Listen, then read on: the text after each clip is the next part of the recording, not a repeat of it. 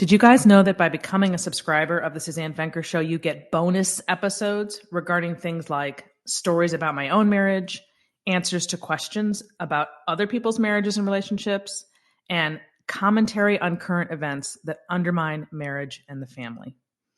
You also get free ebooks, early releases of each episode, and a 100% free digital copy of my new book, How to Get Hitched and Stay Hitched. Whew! With all that, who wouldn't want to become a subscriber? It's not even expensive. There are 3 very economical levels from which to choose. Just go to SuzanneVenker.com/podcast and click on the Become a Subscriber button. That's SuzanneVenker.com/podcast. And now, on with the show.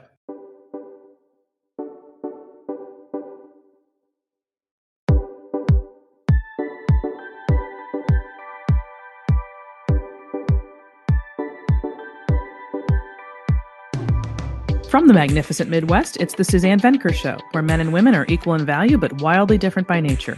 Join us here every week when we challenge the culture's hugely flawed narratives about men, women, sex, and love. From coast to coast and from around the world, thank you for joining us. So today I'm going to talk about the behind-the-scenes life of an entrepreneur, which is very different from what I normally talk about. Obviously, I thought it would be fun to just do a little sidebar here. And I thought I'd let you guys in on what not just my life looks like behind the scenes, but really any entrepreneur's life. Anybody who works for themselves and does their own thing and has their hands in a bunch of different things in the creation of some sort of business-like endeavor.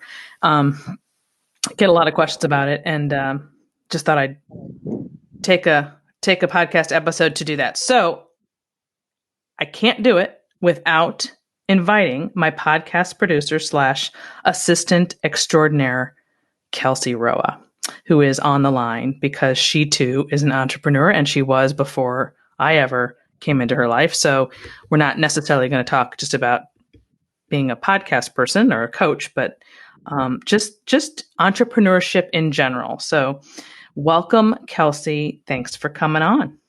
Thanks for having me again. Yay. So this is very organic, guys. I didn't do any planning. We're just going to have a chat about this and hope that you guys enjoy it. Okay. So, gosh, Kelsey, really quick, just kind of tell people what you did before you met me so they get an idea of your background. Well, I've done a lot of things. My main focus when I was a little bit younger, starting at about 15 years old, was being in the music industry, and I worked professionally starting at 15 years old. I was working for Disney as a Disney artist, recording my own music, even touring and playing in bands and building a music brand. And I did that for a long time. At the same time, I was also helping my parents run a couple of very successful businesses. So the first thing I would say is that I was raised in an environment of entrepreneurs, people that work for themselves. I don't think my dad really ever had a job where he worked for somebody else. And if he did, it was for a short period of time. So anyways, I was just raised in that environment, and I started this music business as a singer and as a performer. And I did that for a long time. And then I got into marketing and publicity, and I was doing that on the side with my career in the music business because I thought it would be a good avenue to help my music career would be to get into marketing as well as publicity. So that's what I did. Yeah. And it's so funny because to hear you, I mean, you've really never had a traditional job where you go into an office from 9 to 5, or even, it doesn't even have to be an office, just any sort of regular day job, right? Well, I mean, I have had those types of jobs, but they didn't last very long for me. I always thought, well, maybe I'll just do what everybody else does because I thought it might be easier to do, in the sense that you have your set schedule, you have a set of tasks that you're expected to perform, and then when you're done, you go home. And I always kind of thought that would be a little easier. And not that it is, or I guess depending on your personality, it might or might not be. And it was kind of like fitting a square peg into a round hole. It just never was my thing. I'm not a set schedule person. I don't know. Do you think like most entrepreneurs, such a hard word to say, come from entrepreneurs? I mean, I wonder how many like were uh, groomed into it like you were versus just went cold turkey on their own. It's interesting. I don't know if there would be any data on that, and I don't know of any to be exact, but I would imagine it's something that is cultivated in what you see growing up. The people that I know that are on their own, running their own businesses, typically come from a family background of doing that. And that's not to say that you couldn't just decide on your own that you wanted. Well, especially today, because of what we have with technology now, it is definitely ballooning. Okay, so I want to get into just what it really looks like behind the scenes, because I think it makes for a really great conversation. And I'm just going to start with myself because I'm all I know when it comes to this. And here are the things that I've learned in the last few years. Of course, I've been, I guess you could say, an entrepreneur for years because writing books. I mean, yes, I'm an author, and I didn't call myself an entrepreneur really until I branched out beyond the books into the podcast and coaching. And then next year, I haven't even made this announcement yet, but I'm going to be going into the online course space. So all of that is definitely entrepreneurial. And so is writing books, but it has more of a title, author. It's like, that's what you are. Most authors don't say I'm an entrepreneur. So I kind of fell into it. And it's like, you don't even realize it's so not cohesive. It's like the one thing about you where you have an entrepreneurial mind is when your brain doesn't stop with your ideas. I think that's really it. I did that for so long that it didn't occur to me that that was an entrepreneurial thing until finally it's like, wow, like this is what it is from morning, noon, and night. I'm in the shower, whatever I'm doing, I get an idea. And I now have, of course, the notes on my phone, and I write all my notes down on my phone. But before there were phones, there was paper and pencil, right? Or pen. So I used all those years I was writing books, I'd be in the car and I'd have an idea and I'd have to pull over and get out a pen and paper and put a note. I had notes everywhere in my purse. So the seeds were planted early on, but I just didn't think of it as that because I was an author, I was a writer, but I'm a nonfiction writer, not a fiction writer. And fiction writers, I don't know that they do that. This is more like research-based idea. You're constantly getting new ideas. I don't know. I'm sure fiction writers do. But anyway, so I had all these papers, and now I don't have to do that because I've got all the notes on my phone, which is awesome. But so that's the first sign, is that when your brain is walloped with these ideas and you have to just constantly calm yourself from, you have to get them out for one thing, right? And then you have to hope that they don't keep bombarding you, but they do. Does that happen to you? Yes. It's I don't know how else to say it other than yes. It's constant, and it goes into a lot of different areas. But one thing is that you don't really have set hours when you run your own business. You're pretty much working all the time, right. Or you get to pick and choose when you work. So, I just think so. The ideas portion of this, having the ideas comes from the fact that you're investing in yourself when you run your own business and when you start a company or you are an entrepreneur. I think it's different when you go to a job and you're working for someone else. You kind of just do what you're supposed to do. But I think as an entrepreneur, it's exciting because everything that you touch is yours in a lot of ways. And that's so. Go ahead. Yeah. No, it's just it gives you the ability to be creative, which in some jobs there's not a lot of leeway for creativity. Right. So that's the plus side for sure. I mean, obviously you don't have a boss. You could do things according to your way. You get to be creative and all that. So there's those obvious pluses that people know about. I think that there's a lot in the negative category. I don't know if negative is the right word, but in the category that would stop people from doing it, and they're real, and I want to talk about them, and just because it works for one person doesn't mean it's going to work for another. So here are the things that I've learned. I just kind of put a list here on my phone because that's where my lists are now. So that's the first thing I thought of, is that you just never really rest because you always have something on your mind, this new idea, and you've got to get it out and get it down. So I'm constantly writing it to get it out so that I can focus on what I'm doing at the moment and not let that get in the way. Another piece of it, though, is you end up working for a long time with very little payoff. I don't think people understand that. Well, maybe they do, and that's why they don't do it. But you have to be in a position, for one thing, just from a financially, to be able to be an entrepreneur. Let's just get that on the table. I mean, most people don't have the flexibility necessarily, the ability to just not worry about an income, because you're going to have to not worry about an income for a while if you're an entrepreneur. And sometimes you'll make an income for a year or two, and then you won't another year. The idea is that you start and then you build, and then at some point it just stays that way forever. But it depends on what you're doing. It depends on what it is. And you're constantly having to cultivate new business. So you never get to this, we're like, okay, you just have to keep going. And it's this endless cycle. And that's not for everyone. Well, it can be very frustrating and tiring. And if you do have a great idea and you do want to start your own business, and you do have to worry about an income all at the same time, you end up sometimes working double. You have to do your little gig that gets you paid. And then when you get home after working, you have to put time into your business. That's another option that some people can have. But at the same time, that's very easy for single people. It wouldn't be so easy if you were married or had children.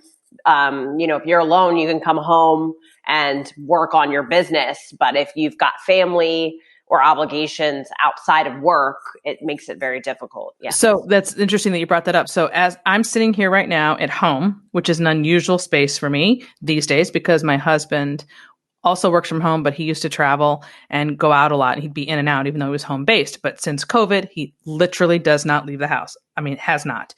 He is now out for the first time in a year and a half for about 3 days. And I'm at home solo because my kids have flown the nest, and we just became empty nesters 6 or 7 weeks ago. I literally have not experienced being in my home like this at all. I can work around the clock without any thought whatsoever, right? There's no humanly possible way I could have done this at any earlier stage in my mom and my wife and motherhood life, or whatever you want to say. I can only do this now because of my circumstances. And when I think about people who are trying to build businesses and do the kind of thing I'm doing now when they have young children, I just laugh. I'm like, there's just no humanly possible way. I mean, no wonder you're going crazy, So there has to be a space and a time to do it, both financially and just logistically. So that's one thing. It's not like, everybody who wants to become an entrepreneur can just go out and do that. There's all these extenuating circumstances to take into account. So that's just a big piece of it. Another is that there's a lot of trial and error, which means there's a lot of failure. In other words, before you hit something that works, there's a lot behind the scenes that you're going to fail at. And that's good. That's supposed to be that way, that the whole point of getting to where you're wanting to go is to figure out what doesn't work. But it's a lot to ask of somebody to really wake up and just keep doing that and not getting a lot back until way down the road. That's right. And variance of a different I think another problem with social media is you see a lot of these so-called business owners and entrepreneurs, and it looks, and this was a lot of the way, a lot of how it looked in the music industry too, that these were overnight successes, and that's how they look across the platforms. And when you see, in this case, a music artist, all of a sudden it's they have a hit song. And what people don't realize a lot of times is sometimes that's 10, 15 years of getting doors slammed in your face. And a lot of being successful, in my opinion, is just being willing to accept the failures and to not let it beat you down to a point where you quit. And I think a lot of people get frustrated and say, I'm out. I just can't do it anymore. I can't take another door slammed in my face. And you know what? I mean, more power to them, because it is bad. It can be really bad and really hard. And it's not really, I don't know. It's not human nature to just keep saying, okay, thank you. Please, may I have another shit sandwich or whatever. It's a big ask of someone, Shit sandwich. I mean, however you want to define the failure, which isn't really, like I said, failure. It's just figuring out what works. So you have to look at it in a different way than failure. And that's kind of what helps. But there's just no question. You have to have a bee in your bonnet, a very strong passion to keep you going through all of that crap, I guess is my point. Something that you really feel strongly about, and yeah, clearly that's something I have in spades. So that's probably why I maybe I'm a glutton for punishment, but at any rate. Okay, then the other thing is, well, and I sort of mentioned this before, but you're going to work without pay for a good period of time, which is why I was saying you have to be in a position to be able to do this. Anybody who starts a business, you've probably heard people listening. There's plenty of people who have businesses who are listening and some who don't. But when you start a business, you generally need to wait 3 years to be able to see any revenue. So you're talking about really working around the clock for several years for quote unquote free. And again, a lot of people aren't going to be willing to do that or capable of doing that, or capable meaning financially capable. Because you have to have some other source of income, for example, or you have to have saved for a really long time so that you have something to live on while you're waiting, that kind of thing. And then another thing is that you'll laugh at this. You can't please everyone as an entrepreneur, no matter what you do. So, for example, all of you know by now that I have 3 podcast episodes a week instead of 1. And the Sundays tend to be a little longer than the Tuesdays and Thursdays. But essentially, I'm doing 3 podcasts a week that are on the shorter side rather than the 1 on the longer side with a guest. So it's taking on a little different format.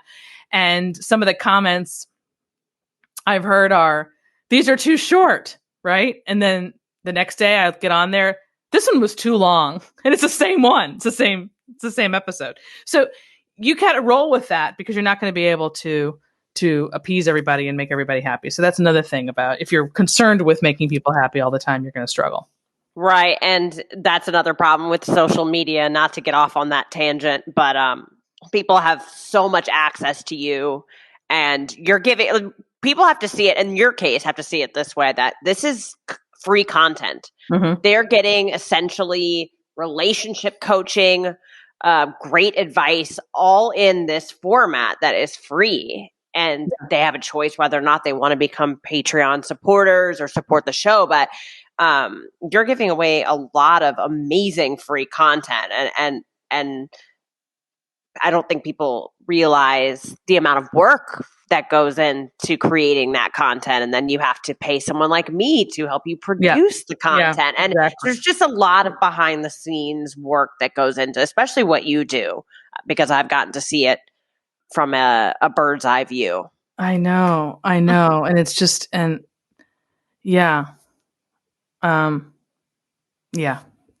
crazy. It's been such a long ride, hasn't it, Kelsey? It has. It's been a lot of fun to see how you've developed and grown your listenership and your platform. And a lot of people care very much for what you do. So that means, to me, that's success.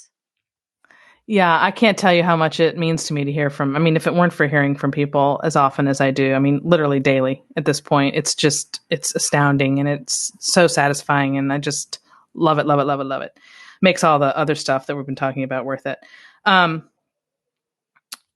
Okay, so then another aspect of this is that I guess it goes part and parcel with what I was saying before, but basically you have to be able to deal with delayed gratification.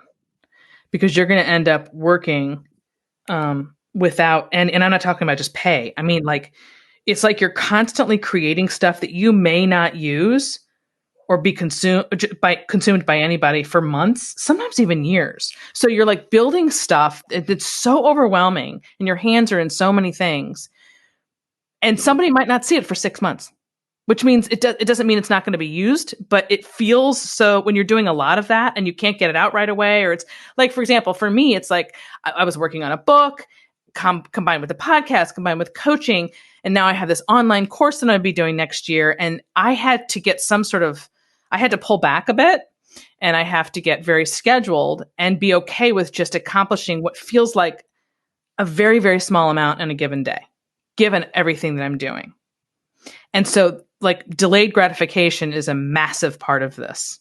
Have you experienced that as well? I mean, I know yes, for sure. And just to the point that you were making, I think, about having to create all of this and not knowing really where it's going or when it's going to be used.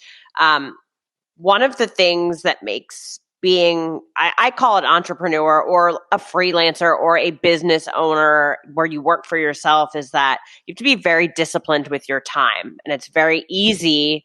You don't have that clocking in and clocking out. You don't have that mechanism of like, okay, I'm here from 9 to 5.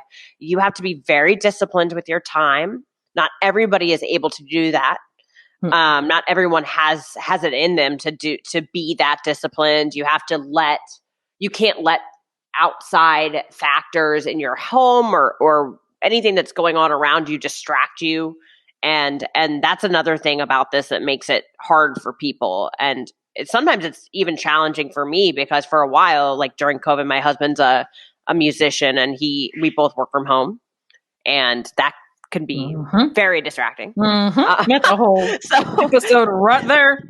Yep, and that's tough. That's a tough thing to get used to. I think Andres is home with stuff, so I don't know if you're going to be. Can you hear him in the background? Hi, Andres. You see, this is what we have to do. You can leave this in, by the way. You don't have to cut this out. Yeah. It's kind of fun. Yeah, he has like real life. It's called behind the scenes. I titled it behind the scenes. So now we're behind the scenes. In comes the husband. Yeah. Yeah. I mean, it's, and I had a cat. I just had to get out. It was, again, I'm home now, which I'm not normally. Normally I'm in an office, and I am literally by myself in an office Monday through Friday. And I do have a very, very, and this might be helpful to know too. I wasn't planning on talking about this, but I just thought about this. I've now gotten my schedule to the point where I'm pretty much 9 to 5, Monday through Friday, and I'm pretty off limits nights and weekends. I don't do that. And I'm good with turning off. Okay, now it's time to do something else. Although I'm pretty much always kind of checked in. Although there are times of the day where I put the phone down. I may not see it for an hour and a half. I'm just doing something else. But I don't really work on the nights and sometimes on the weekends now. But it's pretty much just during the day. And it's true what you said about like when I get off here recording this, I'm going to get cortisone shots in my knees. For anybody out there who has bad knees, maybe there's a little personal information for me. I have terrible knees and I have to go get my cortisone shots, and I hate the thought of it. But I have to do it or I'm not going to be able to walk well. Or exercise. So anyway, my point is I can do that in the middle of the day after doing this. And that's what I mean by, just you have to be able to work with that schedule and be really disciplined about it. But the plus side of that is that you can do something in the middle of the day that you need to because you work for yourself. So there's the trade-offs, right? So let's talk about you bring up an interesting. Yeah, but I'm so sorry. That's so something that is been very difficult for me is turning off, knowing when it's time to get out of work mode. Yeah. I have another side job, I guess, in public relations, and I'm taking calls on a Saturday night from media people. I mean, this is kind of what my life has become as of late. And it sucks because it really can cut into your personal time. And that's another thing you have to be leery of when you decide, you have to be conscious of, I guess, when you start a business, is that you cannot let it bleed into your personal life either. How come you're getting those? Because that's the second time you said that to me, that you're getting those on Saturday night. It's insane. It's just insane. It's like sometimes I'll be grocery shopping at 6 or 6:30 p.m. on a Friday night, and I'm getting, an urgent request or something that has to be dealt with. And do you want to tell people what you're doing? They might be interested. Yeah, I'm doing public relations for a book publisher. It's actually Suzanne's book publisher. Mm-hmm. And I'm dealing with, without getting into too many names or releasing anything, a lot of very high profile politicians, and these people work around the clock. Yeah. It's amazing. It's like really they have no life. There's literally no life but that. And this is what you say about, especially with women in career. I mean, if you're going to pursue a career, it is your whole everything. And right now it's fine for me because we don't have a family. Now you have a family, you just don't have children. We don't, yeah, For you a know what I'm family. saying, but Yeah. we don't have we don't have that Mhm. element in there. So Mhm. yeah, I'm able to work until 7 if I need to. I'm able to stay late. I try not to. I try to cut off between work and personal, but it's very hard. It's very It demanding. It is hard. I don't know why I didn't have that written down on my notes because that's kind of a major component of this whole thing. But I guess I was thinking that everybody's work is sort of like that these days, not just entrepreneurial. But you're right. I mean, you're always on and You're, I don't know. Everybody's different. Everybody's dealing with it differently. I'm always available. I'm never gone for long. If I don't answer for something, you're going to hear from me probably an hour later. So I'm not the type where you wouldn't hear from me for hours. That would not happen. So I guess if you're considering that being constantly on, I guess I'm on. On the other hand, I mean, there is a done 5 o'clock. It's over, and I am literally, where I'm doing at 5 o'clock. Let me think. Watching the Waltons Watching the Waltons, the and rerun, having a my one prosecco beer. in Yeah. a prosecco in a martini glass. Are we not doing that anymore? I'm off the martini glass. Yeah, I was drinking prosecco out of a martini glass. Now I'm just like having a beer, but or I'll have a prosecco in a whatever kind of glass. In a regular glass. Yeah, yeah, yeah. So I tune out to that, and then I make dinner, and I've moved on to something else. I'm with my husband every night and weekend. I mean, that's just what I'm doing. So, that doesn't mean that I don't pick it up on the weekends. I do, but it's like, for example, I finally decided one day that Saturdays is off limits. So Saturday's fun day for Suzanne. So I do things that make me happy and that they're not on the responsibility / need to do list. Right. And so for me, that's walking around home stores. I'm not a clothes shopper. I'm a home shopper. I like to walk around. How do you even describe those? The stores, like a Home Goods, or yeah, or even some of these private, like boutique type places where there's a lot of furniture mixed with not clothing, like earrings mixed with fountains mixed with, I don't know, mostly furniture, I guess, but just those types, anything home related. I do enjoy that, and then so I try to do as many things like that on Saturday, and I pretty much don't open my computer. But of course, I do have my phone on me, but I don't really look so much at emails. I'll just get texts because it's personal, like people in my personal life that need me on a Saturday. So I've gotten really, really good about it, but it wasn't always that way because it depends on what stage of life I was in. When I was younger, I did everything around my kids' schedules. So I was either totally with my kids, being a mom, or they would be asleep or at school, and then I'd go into the other mode. So that was there was no 9 to 5 back in those days. This is all actually still kind of new in the last couple of years. So, excuse me. Yeah, I think, part of the problem is you've always have your devices on you, and there's this temptation, especially for me, you're watching TV or you're doing something or you're out shopping, and there's always this temptation to like look at your phone for messages and check your email. And I think that that's made everybody, well, I mean, not even to get into the anxiety part of that, of what it does to you physiologically, how anxious it makes you. Yes. But everyone's so addicted to their devices. And I know we're kind of getting off of the track of we are, because I do want to I want to do a whole thing on that for relationships. That's another day. Day. But I mean, I'm planning on talking about it, whether or not your phone is ruining your relationship. So I want to discuss that definitely in more detail. One thing I wanted to bring up is I do feel, and just because this kind of goes along with the topics of your show, that the entrepreneurship kind of boss babe thing is really pushed to women. And I don't think that the caveats are given enough. No, exactly. Of really what it takes to do it. I think there's always this like, oh, girl, you got 3 kids, start your own business. Go for it, girl. Go boss babe, And I'm like, please don't jump into something like this without giving it some serious thought. No, I think it's really pushed to women too. Like, you can do this and raise your kids. You can do this after, and it's like, no, you can't actually. And yeah, I'm glad you brought that up because, I get asked a lot. People be like, so what do you feel about the working from home thing? You really, I'm very adamant about moms and babies being together in those early years. And so what are my thoughts on working from home? So, I think I've discussed in detail how I did it. And so the answer basically is it depends on what it is you're trying to accomplish. If it's something that, like I said, there's no humanly no humanly possible way I could do what I'm doing now when my kids were little. I wouldn't have even considered such a thing.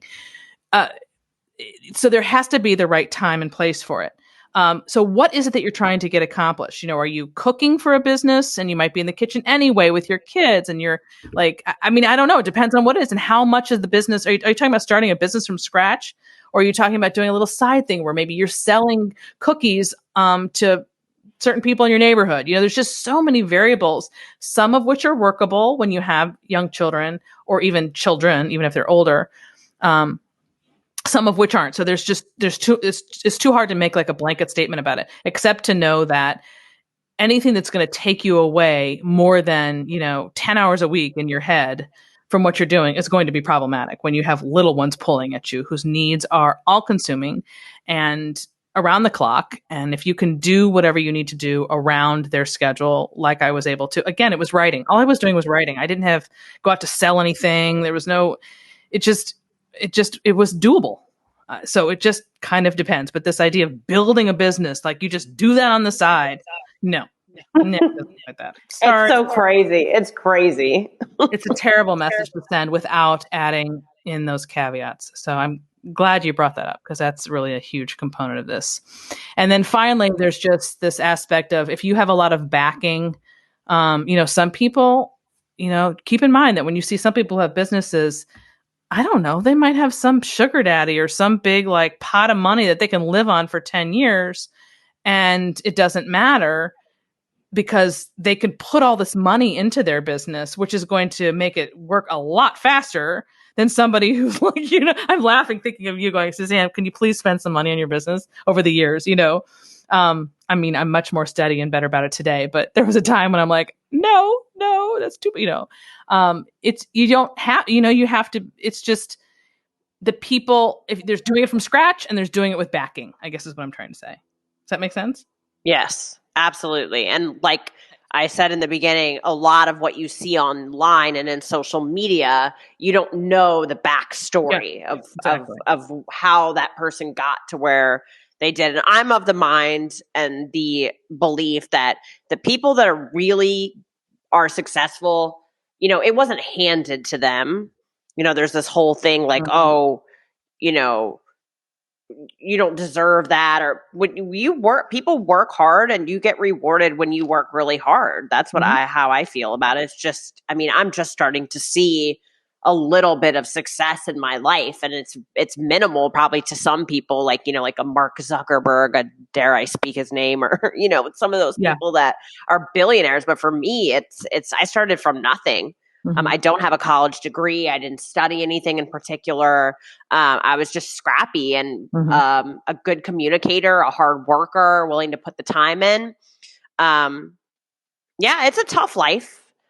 And it's not for everybody. I totally see the benefit and the reasons why people just go and clock into their job and come home. Amen. And don't take their work home with them. They don't have to, it's just kind of phoning it in. Not to say everybody's phoning it in, but it's just, I totally get why people just want to work jobs. Yeah, I seriously do. I mean, I think there's a lot to be said for that. And I think your ability to have your life work, your personal life work is much, much higher if you have a job as opposed to a career. And then the career and the entrepreneur thing, they kind of go together because, again, depending on what type of career it is. I mean, some people have careers that they work part-time or can leave at the end of the day. But in general, careers are all consuming. And certainly that's the case with being an entrepreneur. And jobs are looking better and better. They're underrated. Jobs are underrated. They are underrated. How many times did I say to you, I wanted to stop this? And what were my plans? I don't know. So you said you wanted to open a bakery or something. I'm like, no. Of course, that's another business. But yeah. And like terrible hours, like very early morning. My daughter said, no, okay, Mom, no, that's not going to work. But it's just so cut and dried. It was like still be a business, but you bake and then you sell it. And then you bake and then you sell it. Like there's not that much to it, I don't think, beyond that. Of course, then I'd get into a site, a website, and then I'd be attached to my website. So I don't know. That's probably a just lot. another There's a version of lot. what But I do. I hope people find this helpful. Anybody that's thinking about starting a new business or has considered maybe leaving their job, there's a lot to it. Yeah. More than And just meets don't the let eye. anybody tell you. Just don't feel like everyone around you is, oh, aren't they lucky? They're so successful at doing that. And that's so great. I wish I could do that. You know what? Not necessarily. You don't necessarily want the life. It just really, really depends on so many things. And we just wanted to be, we're all about being real over here and what things really look like, not what it, not what it looks like from the outside. So that's why we call it the behind the scenes. Do we have anything else to add, Kelsey? I don't know. I think that's it. Okay. I just hope that people think it through, and if it's not for you, there's nothing wrong with it not being for you. Amen. Like I said, there's sometimes where I just said, oh God, I just wish I could, just go, I don't know, like work at a freaking boutique.